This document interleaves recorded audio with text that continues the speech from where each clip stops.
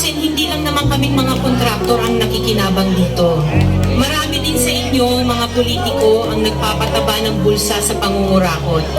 Kawawa po talaga ang mga mamamayang Pilipino kasi ninanakaw lang natin ang kaban ng bayan. Sinong umaahon, tayo ba o sila?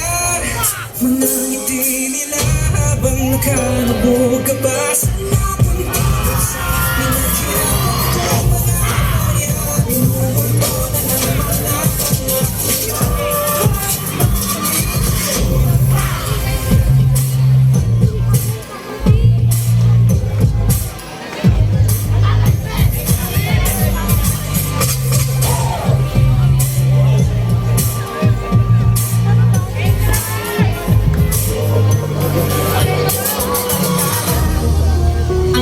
May hati-hati yan mula sa pinakamataas hanggang sa mga nasa gilid lang ng sistema. Sa patuloy ng pagdinig sa Senado, at di umano ang orakot ng proyekto ng gobyerno, 491 projects. Dapat tama, pinatama, pati natin ginagawa, paulit-ulit na lang na ito ang bagong simula. Simula, bakit walang natatapos sa kasama, lagi puput na stress na sa tapos. Ilang beses na ako, ilang beses na ako, pati natin subukan at tulungan at bumahagi sa bigat na matagal na natin masarap tayo.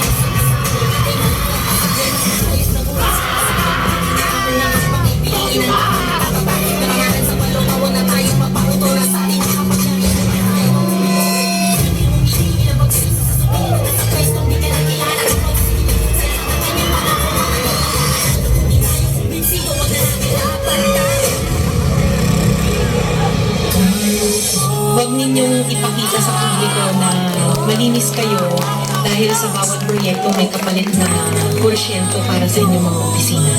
Tingnan ninyo rin ang mga pangalan na nakaupo ngayon at lalo na sa mismong mga napapalakad ng gobyerno.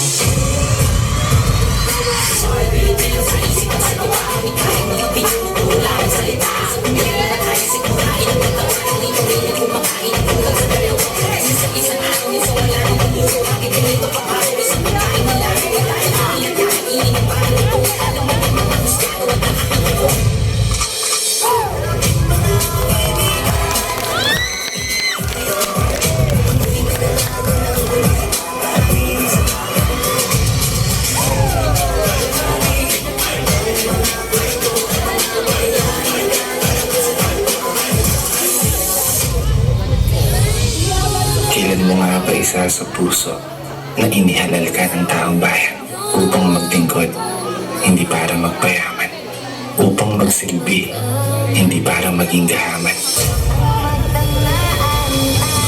Nakakapagod ng maging mahirap.